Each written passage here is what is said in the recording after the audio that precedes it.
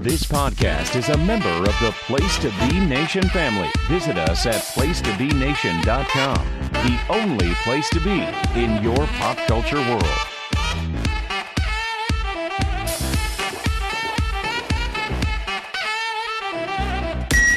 This is a message for me about the NBA theme. Here's an idea. It goes like this.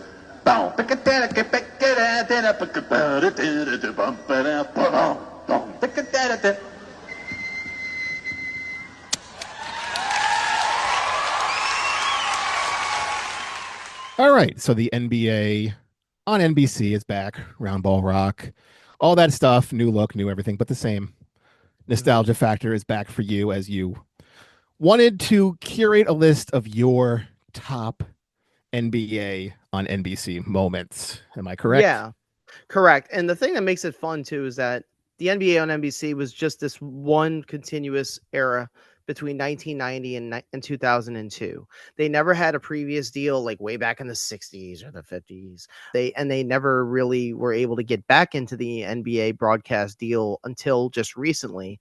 Now that football's over, they need some more real estate for live sports. They're going to have Sunday Night Basketball with their new crew that they've been showing because they've been airing their games on NBC on like Mondays and Tuesdays nights, but now it's going to be the Sunday primetime matchup, and that'll probably be going for the rest of the year.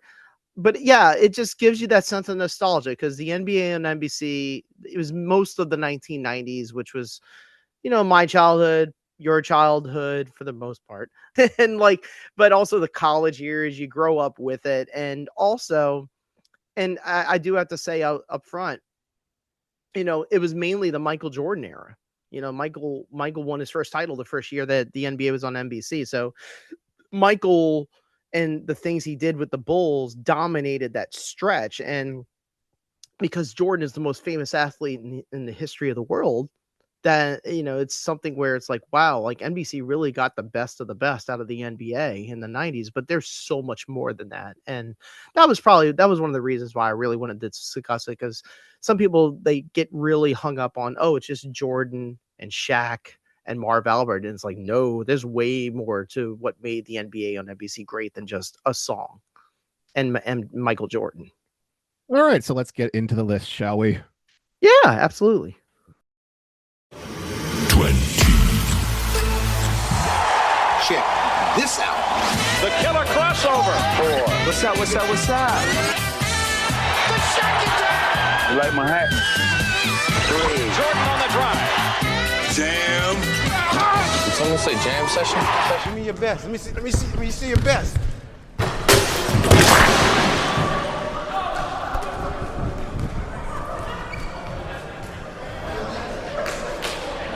Yeah, I'm all right. So for number 20, you chose, there's no date here. You just chose NBA Inside Stuff. Yeah, I just went with the generality. I went with when you wake up on Saturday mornings as a kid and you don't even know what time it is. The thing about Inside Stuff, and I think what makes it nostalgic to the point that they kept trying to like revamp it and keep it going years and years later with other hosts. And it never really hit right because it was just that, like you said, it's that dopamine hit. It's that nostalgia hit of like being a kid. You get up, you've watched Saved by the Bell or Tiny Toon Adventures or whatever random cartoon you saw on Saturday mornings. And then right around 11 o'clock or noon, you get this like recap of NBA basketball. And it was also hosted by Ahmad Rashad. And the first one was Hannah Storm. But I remember that specifically, that it was Ahmad always there. Ahmad was very close with Michael Jordan. They were tight. He was also friends with O.J. Simpson, but we're not going to talk about that. But he hosted it and he did a great job. Their theme song was not catchy. It was more like of a hip hop, like DJ Jazzy Jeff type of thing. But I just remember like the narrator, who was the same as the NBA on NBC narrator, and just the feeling of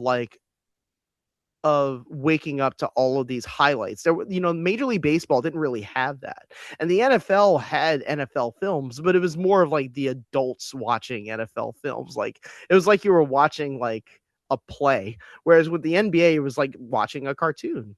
Remember when they had a cartoon called Pro Stars? and it was Michael Jordan, Bo Jackson, and Wayne Gretzky. Yes. Yeah, it was But kind of you like are that. definitely aging yourself here, putting in yourself in a certain demographic. If I am. this makes your list, Well, the inside stuff is just, it was just like a memory of, because NBC had it in mind of like this, we want to create this when we get the TV contract, and they kept it that way, and they kept the show all the way till their 12 years airing, and the NBA was up. Was there one? Here's the problem. Was there one specific moment on the show inside stuff? Not really. I remember the look of the set. I remember Ahmad Rashad. The only one I remember, there was two I remember specifically. One was when Ahmad was with the Dream Team, and he asked Jordan, "Who's going to be the leader of this team?" And he goes, "Me." And then David Robinson and Patrick Ewing right behind him, and they go, "Me." That was a funny little moment, like comedy bit that they did.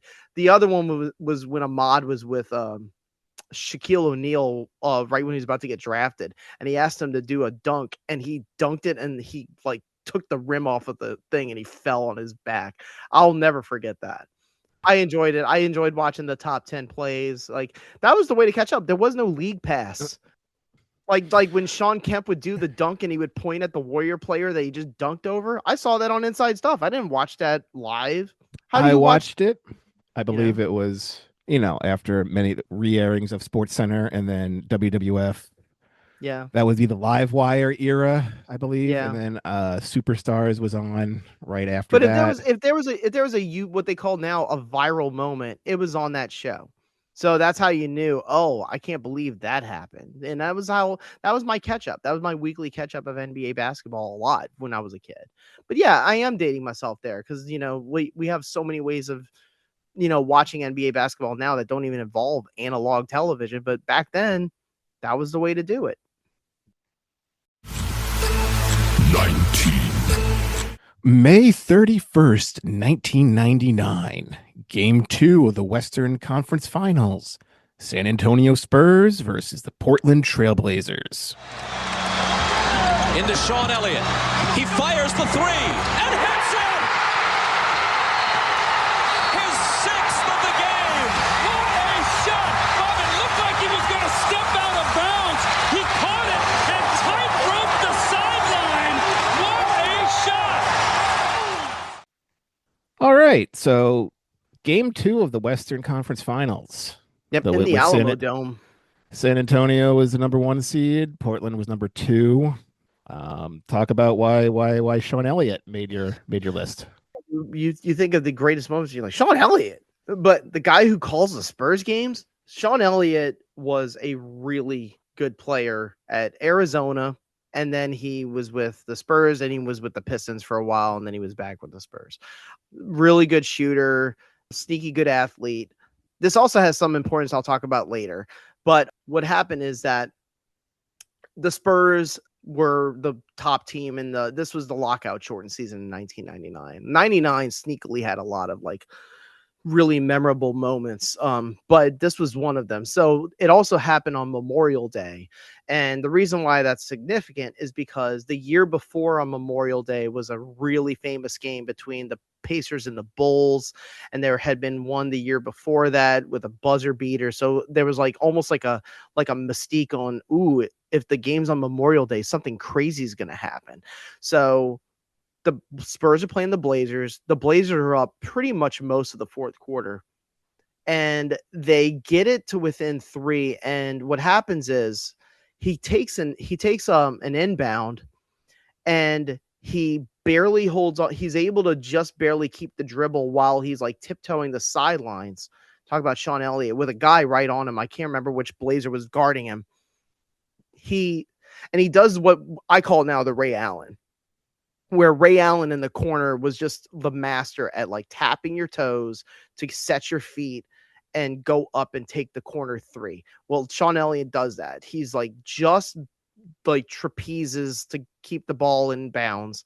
He turns around, tippy toe, does not go out of bounds. There was no replay anyway, so they couldn't have checked it. He rises up, hits the 3, and they go up 1. They win the game, and they wound up sweeping the Blazers, and the Spurs won their first ever NBA championship. Also, I remember this was in the Alamo. This was the only NBA championship run that the Spurs had in the Alamo Dome. So the crowd was huge. So when the shot happened, like the crowd just exploded. Just a lot. I mean, it doesn't sound memorable on paper, like the Spurs beat the Blazers on a shot, but it was like it was a pretty big moment at the time. No, this is your list. There's nobody who's taking anything away from you. I was going to say the interesting thing about it, game 3, Portland only scored 63 points. I know, man. The Spurs How is that like? This was the That's dead just ball not era. It was that must just be painful. I to call watch. this the dead ball era, the era between 1997 and right around 2004, where teams were like struggling to get to the 80s. It was not the funnest basketball. The physicality was awesome. Like the intensity was great. I mean, it's just funny, like, thinking now, oh my God, they scored 60. Back then, it was great and everything. Like watching a classic film from the 50s or 60s, it's like the pacing is so slow. Now, like our brains now, like, I can't take this. This is too bad. But back then, oh my God, this is great. This is building. And now it's just like, no, just. Also, a postscript on this is that Elliott, right after this in the offseason, after they won the title, he had to get a kidney transplant. So he did play, but he wasn't the same player. It was kind of like Alonzo Mourning. But this was his shining moment as a player. It was the Spurs' first title. It was also the first ABA original franchise to win a championship too. So that had some significance as well. But yeah, it was just a really cool moment. Also, just a great visual. The visual of him just barely holding onto the ball in bounds, turning around to set his feet and make it. It was just awesome.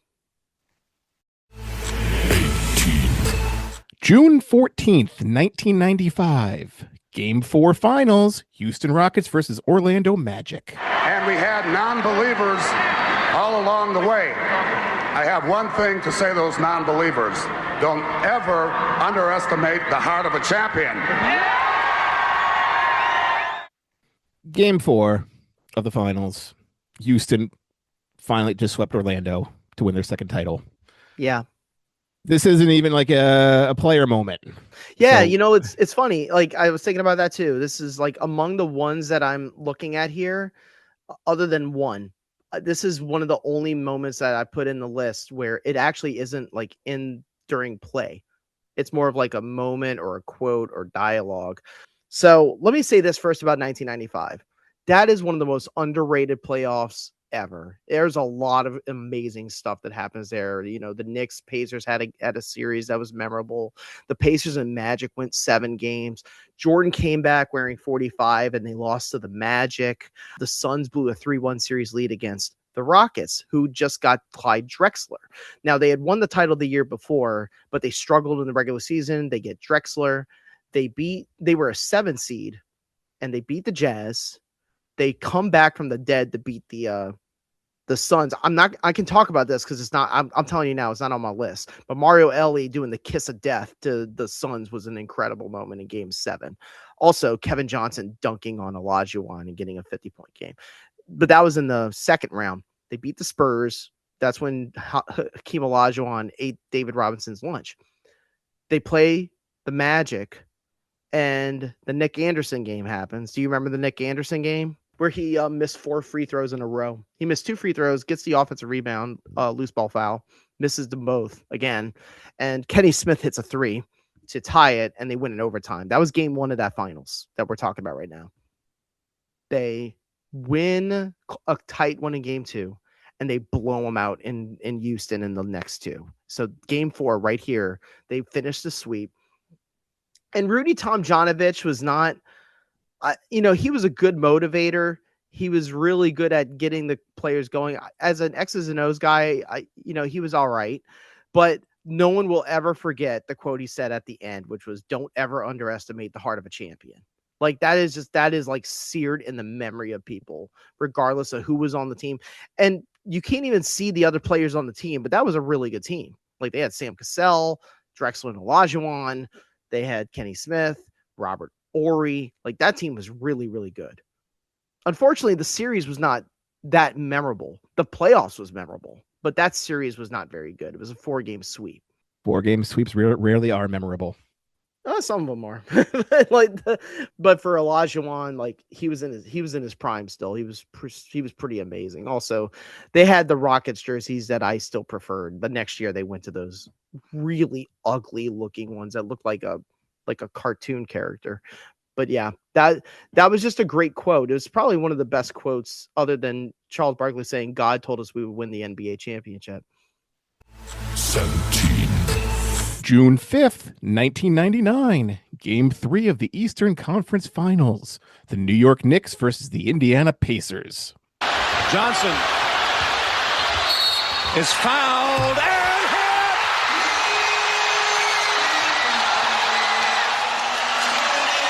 Larry Johnson has hit his career quota of wild shots today.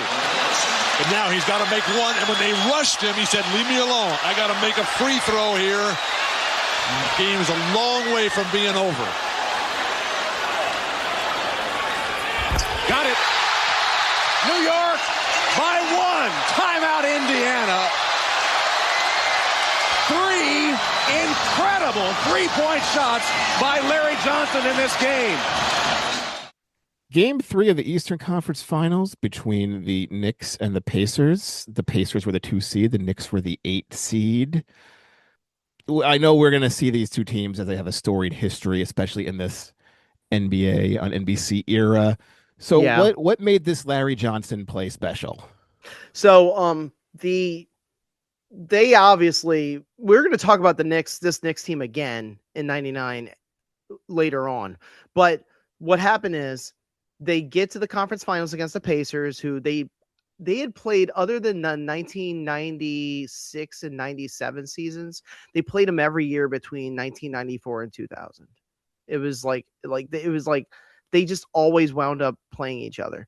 And for this one, Ewing they won game 1. They barely lost game 2, and Patrick Ewing tore his Achilles tendon. He was done for the playoffs. So now they had to rely on Allen Houston and Latrell Sprewell. They had other players like Chris Childs, Marcus Camby had a great year that year, and Larry Johnson, who had, I don't think washout is a fair thing to say. He was still a good player by this point, but he was more of a shooter. He had lost his athleticism. They are down 3. Antonio Davis is guarding him, and this is the nightmare scenario for every coach now, where Larry Johnson does like a hesitation dribble. He fouls him. Larry goes up and he hits the 3, and the referee calls it a foul. So it's a 4-point play if he makes the free throw. Crowd in MSG goes insane. And Larry hits the free throw. They go up 1 and they win game 3. They actually lost game 4, but they wound up winning games 5 and 6 because Allen Houston and Latrell Sprewell just murdered. Like they couldn't stop either of them. But that was a memorable one because just the Knicks just being like, it was weird watching an underdog Knicks team. I'll just put it that way. Because a lot of times with the Knicks, you were just so used to like, oh, I'm so sick of the Knicks. This was one of the rare ones where you actually wanted the Knicks to win and you didn't think they were going to win. And then they wound up going to the finals where they played the San Antonio Spurs from our number 19 clip. Yep. That was a dominant Spurs team. They had only lost, I believe, 2 games. I believe only 2 games that whole playoff run. Yeah. And one of them was against the Knicks. Yeah. Larry Johnson, man. And, he had been part of some weird moments as a Knick. Remember the year before, it wasn't on NBC, so it's not on the list, but he got into a straight up like punch out fight with his ex-teammate Alonzo Mourning, and Jeff Van Gundy is being dragged, is trying to grab Alonzo's leg, trying to stop him, and it's just freaking wild. But that was a moment where the Pacers were actually probably the better and more well put together team. The Knicks actually had to sort of outsmart them. 16. May 27th, 1991. Game 4 of the Eastern Conference Finals. The Detroit Pistons versus the Chicago Bulls. You really did the job. Well, I think the crowd is cheering here for the Bulls right now, and the Pistons as they leave the court. I don't think they're cheering for the Bulls, but I think the greeting is for the Pistons as they are headed off as time runs down. Pistons wasting no time in getting out of here. Now a timeout was called. They left the bench, although there's 7 and 9/10 seconds remaining. The Pistons just left. That's a three-pointer.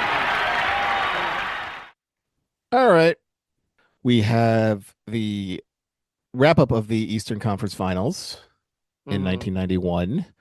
Game 4, Chicago the 1 seed versus Detroit the 3 seed. Bulls swept.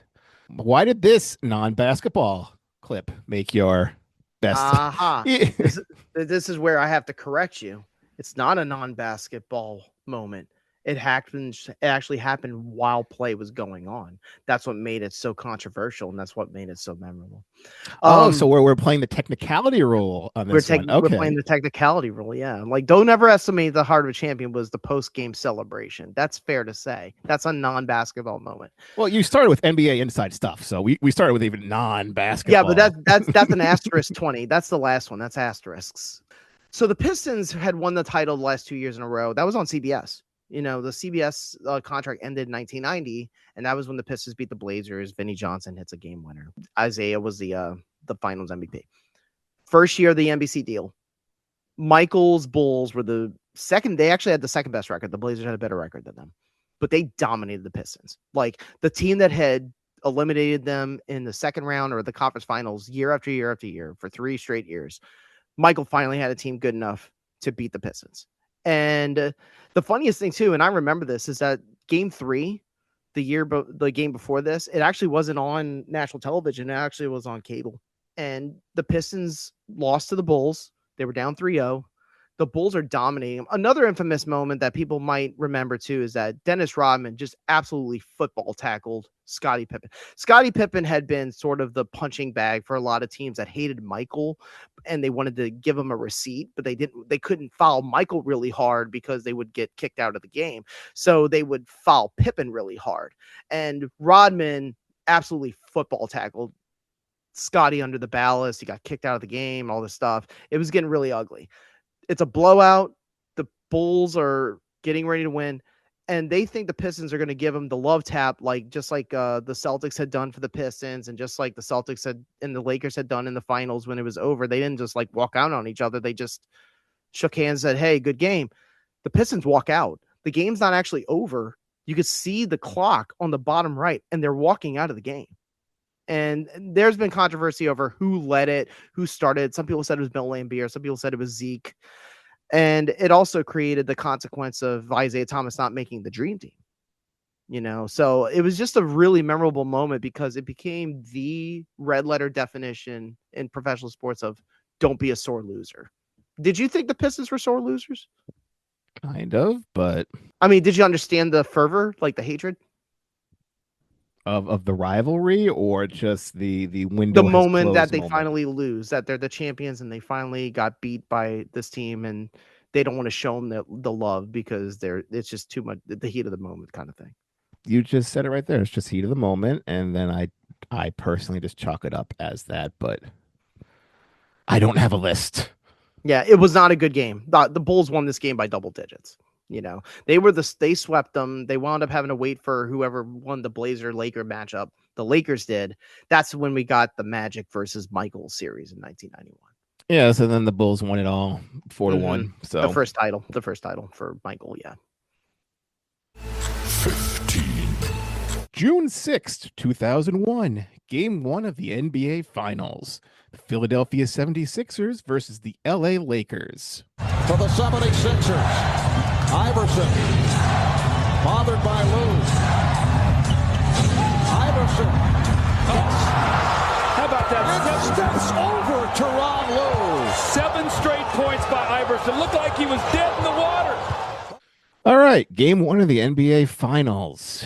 Philly was the 1 seed, Lakers were the 2 seed. This wasn't really a game-winning moment. This was just a random in the middle of the game action. So why did this make your list? So obviously, first of all, as AI is taking over all technology, we had the original AI, which is Allen Iverson. Allen Iverson won the league MVP that year in 2001. That team was scrappy. Like, if I told you, Adam, now, to be fair, they did have Dikembe Mutombo. They acquired him in a trade that year in mid-season. But if I told you the rest of the roster of the Philadelphia 76ers that Allen Iverson played with, you would be stunned. You'd be like, that team made the NBA Finals, but they did because AI just would not let them lose. Like, they had beaten the Pacers in the first round in a forgettable series. He went toe-to-toe with Vince Carter, who was in his prime. And they beat the Raptors where they were both trading like 40 and 50-point games. And then they beat a really good Bucks team that had Ray Allen, Glenn Robinson, Sam Cassell. Ray Allen went off, but AI still was able to overtake them. Then they play the Lakers. The Lakers leading up to this point swept through the whole Western Conference. And not only that, they destroyed everyone they played, including the Spurs. Like they just mercilessly swept the Blazers, the Kings, and the Spurs. So everyone's thinking, oh man, the Sixers are going to get stepped on by the Lakers. The game is tight. It goes to overtime. And Allen Iverson gets guarded by Tyronn Lue, who had never played for the Lakers like that much. The reason he played mainly was because Derek Fisher was getting cooked by AI the whole game. So they had to get a smaller guy on AI who was not afraid to jump in his grill, a smaller guy to guard a smaller guard. Allen Iverson gets him on a baseline. Did you know they literally have a play now called the Iverson cut? Did you know that? I know the Iverson step, Mm-hmm. a little hop step, but the Iverson cut. So Larry Brown drew it up at the time, and they call it now because it's when you it's when the guard kind of like slices through the lane from a screen and comes across and takes it on the weak side. They call it the Iverson cut. Well, he does the Iverson cut. He takes it with Lou. He's isolated. He does a nice little crossover. Lou doesn't fall down, but he gets enough distance to get it over him. Lou tries to lunge to block it. Iverson sinks the jumper. Lou is on the ground in front of the Laker bench, and he just steps over him. It was also kind of like a cultural thing because AI kind of spoke to, black culture, especially in basketball. And that was sort of like a street ball, I'm better than you moment. And it was memorable. Also, it was the only game the Lakers lost that whole postseason. They lost that game 1, and then they beat the Sixers in the next 4 to win the title. It was probably the most dominant postseason run of all time by the Lakers. But that was the one game they lost where Allen Iverson sunk a jumper over Tyronn Lue. But everybody remembers when he stepped over him. Now, I don't know where this fits in on your anything. But it really doesn't. You disappointed we didn't have any more from Iverson in his NBA on NBC career? Well, the one with Jordan didn't happen on NBC. The crossover on Jordan didn't happen on NBC. It happened on local television. I wish I could have done it. I would have. But, are you trying to say that you wish you had more memorable moments in his first few years on NBC? Is that what you're trying to say? I was just trying to say, it was sort of more of a veiled question of, are you disappointed that he didn't have more postseason success in his career? Yeah. And this was the one time he went to the finals. This was the only time he went to the finals. I think Iverson was, I loved him. I loved watching him as a smaller guy. I loved watching him. He was a highly inefficient player. He would do a lot of things where you're like, why did you do that? Like, if you look at his shot attempt numbers in some of these games, it's hilarious. It's like in the 30s and 40s sometimes. He was the offense. But yeah, I don't know if he was always conducive to team play. And that's when the big moments happen, because you got to go to the playoffs and you got to win playoff series. And sometimes you have to buy into the team play. And AI wasn't always about that. He was more about scoring 30 points a game because that's what he was good at. But God damn, he was fun to watch. I do wish he had more memorable moments in the first few years of his career, though. He did have a game where he had 9 steals on the Magic, but that wasn't a memorable moment. It was just a memorable performance. Just pound for pound. He was undersized and still was one of the best. Never quit. Except for practice. He quit in practice. Practice.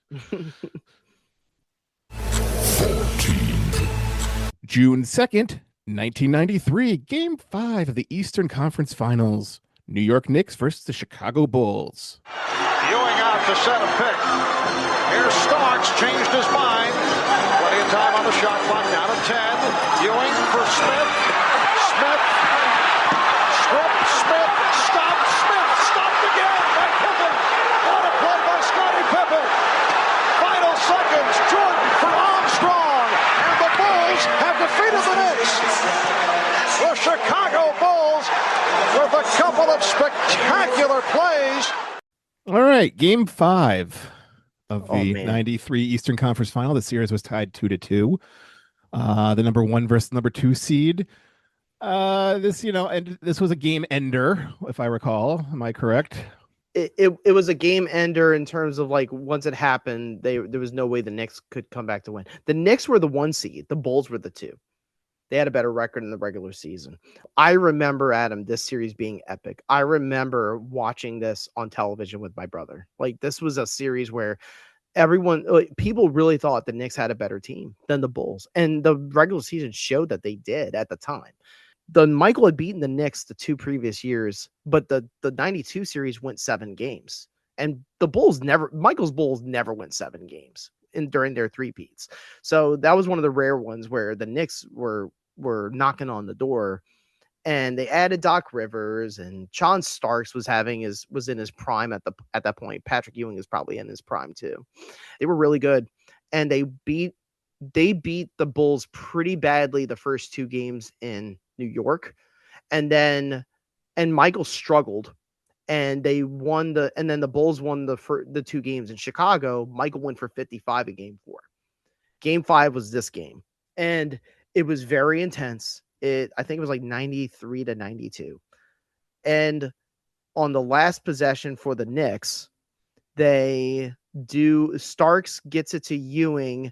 Ewing gets doubled, and he feeds it down low to Charles Smith. Charles Smith was one of their power forwards. They had a million power forwards at him. I mean, it was endless. They had Anthony Mason. They had freaking McDaniel. They had Ewing, of course, but they had a couple of other, and then one of them was Charles Smith. And what happened is that Smith is just open under the basket for a brief moment. Once he hands it off to him, Smith's trying to get a layup to go up 1. There's like 12 seconds left. They surround Charles Smith like bees. It's Pippen, Jordan, and Grant. They are just surrounding him. He keeps trying to get a layup off, and he can't get it off. And what happens is he goes up, the ball flails because it gets slapped out of his hands, and he catches it, and he goes try to go up again, can't get up again because Pippen gets his hands on. And this happens 2 or 3 times in a row. So you hear Marv Albert, who also was a Knicks broadcaster, but he was the NBC call guy at the time. And you could just hear him just get more intense. Smith, stop. He stopped. Like, it happened over and over again where he was under the basket. The game winner is literally right above the basket's right above him, and he can't get it in. It finally hits. It finally careens. Grant gets it. And this is actually the end of the game, Adam, officially. Jordan passes to BJ Armstrong on a leak out, and he lays it in at the buzzer. And they go up 3, and they win by 3. So that's how the game actually ended. Oh, Charles Oakley. Charles Oakley was on the freaking team.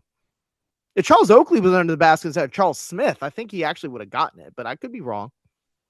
You have 2 of the greatest defensive players ever hovering over you. Do you think he was ever going to get that layup off? Probably not. I mean, that was a memorable moment. I will never forget that. And then the Bulls won game 6 in Chicago. And that was the 3rd title. That was the 3rd finals when they played Charles Barkley. 13. May 20th, 1993. Game 6 of the Western Conference semis. Phoenix Suns versus San Antonio Spurs. Robinson on Barkley. It's his game to win, or we go to overtime. Barkley, 20-footer, yes, with 1.8 seconds. Charles Barkley with an MVP jump shot. Okay, speaking of Charles Barkley, game 6 of the Western Conference semis. Why did this make your list? Charles Barkley, this was his MVP year in 93. And this is anytime Michael Jordan did not win MVP, I can make a case that he should have won it almost every year between like 1987 and 1993. And then after that, 96 through 98. Like anytime somebody else won it, I'd be like, no. But this is the one year I'm like, you know what? Charles Barkley actually played better than Michael Jordan in the regular season as a Sun. He went to the Suns to go on a team that already had Kevin Johnson and Tom Chambers and Dan Marley. And he was like, I want to win a title, you know? And they actually had a rough patch against the Lakers in the first round in the best of 5, but they won it. Then they go 6 games with the Spurs. The Spurs were weird. They had the best at the time. The Spurs were weird. Some people have this like now affinity that the Spurs, they always closed in the playoffs because of the Duncan years, like in the Popovich years. But back then they were like the choke artists. They really were. Like David Robinson was like Mr. Robinson. He was the nice guy. He was a great defensive player, always like a defensive player of the year candidate, but his teams defensively were never good enough to get to the finals in the Western Conference. They go 6 games with the Suns, and this is in San Antonio in their old arena, which they had closed after that. They moved to the Alamo Dome the next year. So this closed the arena. And Barkley gets a clear out. The game is tied, I believe. And this is the first time I remember watching a clear out, like a really significant one where Barkley is like, no, I don't need a screen, because he had gotten David Robinson on him at the top of the key. Because Barkley was so good. Like I know people know him as the talking head, but Barkley was such a great player. He was a great ball handler, a great rebounder.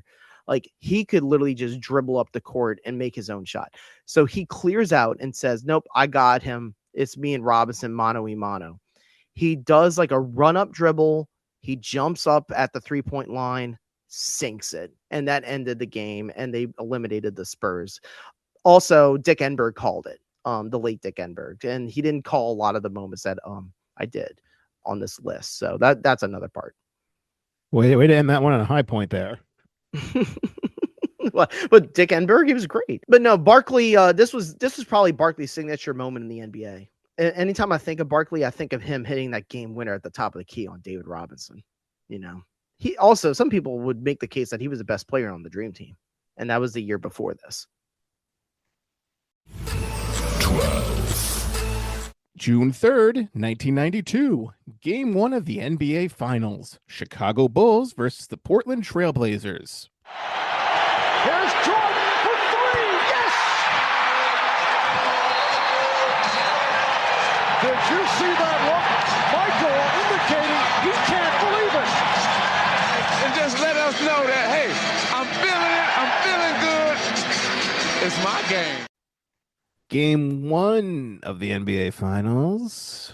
So you got the Bulls, quite a theme on your list here. What a surprise! Versus let me be clear. I did try to sterilize Michael on this. I did. If I wanted to, this would all be Michael Jordan. I really tried to pick my spots. It would not be all Michael Jordan. Yes, it would. I mean, do you know how many I didn't put the flu game on here when Scotty's hugging him? Like, I didn't put that on here.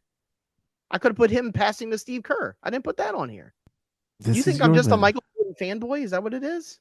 No, I'm saying I'm pretty sure clips higher on your list would still make the list, and it wouldn't be all 20 Michael Jordan clips. I mean, yeah, that's fair. It'd be half. All right. Anywho, how did this Michael Jordan Game 1 of the Finals, Bulls versus Blazers? Obviously a 1 seed versus a 1 seed, so this is what we're supposed to have at the beginning. It was best on best. Yeah. Drexler actually, I believe, was second in MVP voting too that year. I think this was the second year for Michael trying to win a title, to go back to back. This was Game 1, obviously. This was a blowout. Like, Drexler got embarrassed in this one, but people remember it for Michael goes off. He goes for 35 points in the first half of Game 1. You talk about intimidating. And he also hit 6 threes. Now, we've had that broken a million times. We've had people hit 6 threes in a quarter, in the NBA Finals. But Michael, when he did it in 1992, it was like unthinkable. It was like the greatest of all time is literally on a heater. There's this infamous clip of Cliff Livingston on the bench looking at the camera, and he like waves his towel. He goes, "He's hot. Woo!" Like this. So like he is on fire. he hits 6 threes. On the 6th three, he turns around and Magic Johnson, who had retired because of the HIV virus, he was on the call. So he's looking at Magic Johnson and he does a shrug like, hey, can you believe I'm this hot that I'm making everything? And this was the one also. I don't know for sure, but I think this may have been the game where Magic Johnson, who was not the greatest announcer, he said, whose game is it? It's Michael Jordan's game. I think this may have been it. But long story short, Michael dominated the first half, basically big upped on Drexler, the Glide, a great player too. And he just did that. He did an infamous moment after he hit his 6th three where Cliff Robinson, God rest his soul, is just looking up in the lights like, what is going on here? And Jordan is just like, I'm the best. What do you want me to say? You know? I literally think it's because of Michael Jordan that we have a shrug emoji for I don't know on our messaging now. Okay, no, that's a little too much of the Michael No. fanboy, I'm not going that far. Like I'm just saying it's possible. It's possible. So that implies he invented the shrug. Okay. You not gonna rain on your parade here. 11. May 16th, 1999. Game 5 of the first round. New York Knicks versus the Miami Heat. Van Gundy calls a play a triangle. That usually means something for Ewing. Out in Houston. Houston ducks under. Got it! With 8/10 left. All right. Number 11. First round action. Well, this is early for you in a best of 5. Game 5 elimination game. I noticed the theme that a lot of playoffs, no regular season action here, only high intensity stuff. So, all right. Game 5 of the first round. The number 1 seed Miami Heat versus the number 8 seed New York Knicks. Why did this one make your list? So we already talked about this Knicks team already because of the Larry Johnson play on the Pacers. So this was a weird. It's the lockout-shortened season 2, which, you know, you have all these low-scoring games.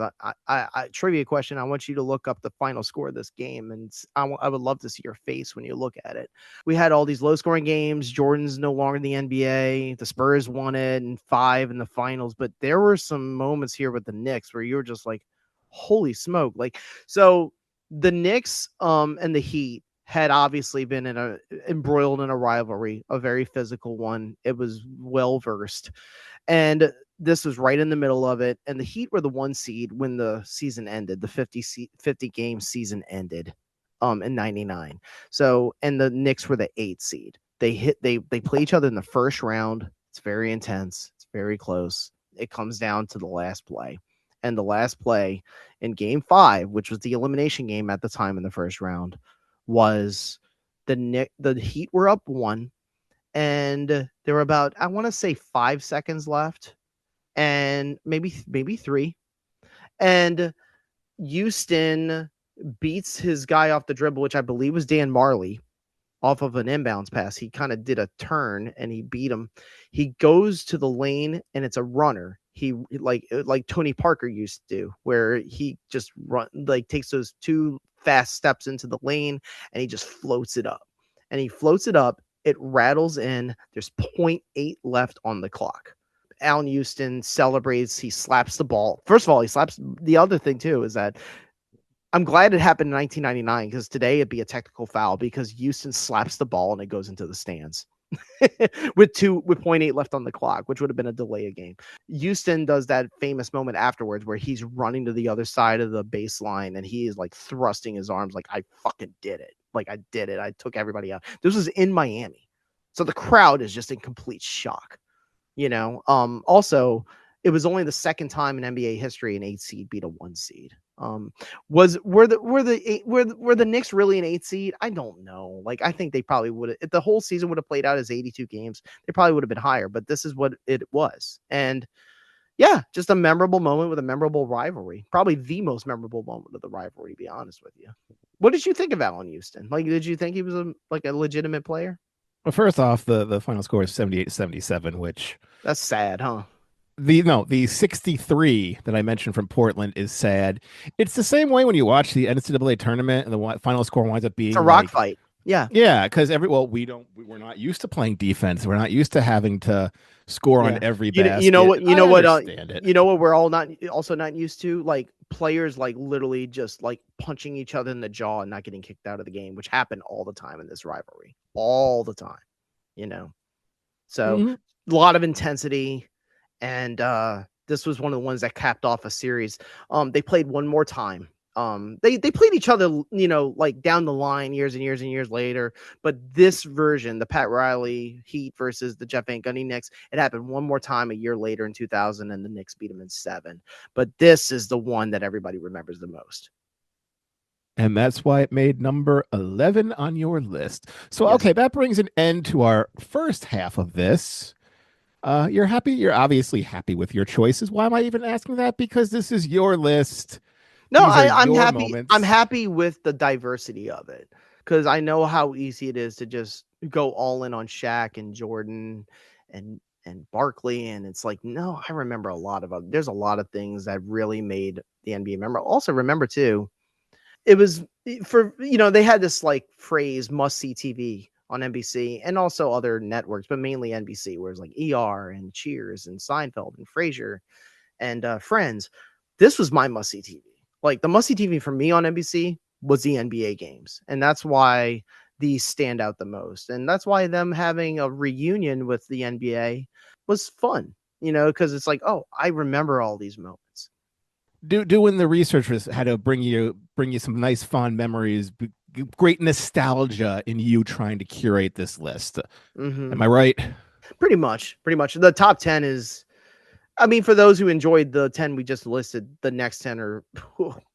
One set might be controversial. I'll have to. Me and Adam are gonna have to talk our way through why I did it, but we'll get to that one. But yeah, I hope everybody's enjoying. I've enjoyed the NBC coverage. It does have that little stoke of nostalgia to it with the Roundball Rock and the AI voice for the old narrator, but it does have a different feel, and it doesn't feel like as like.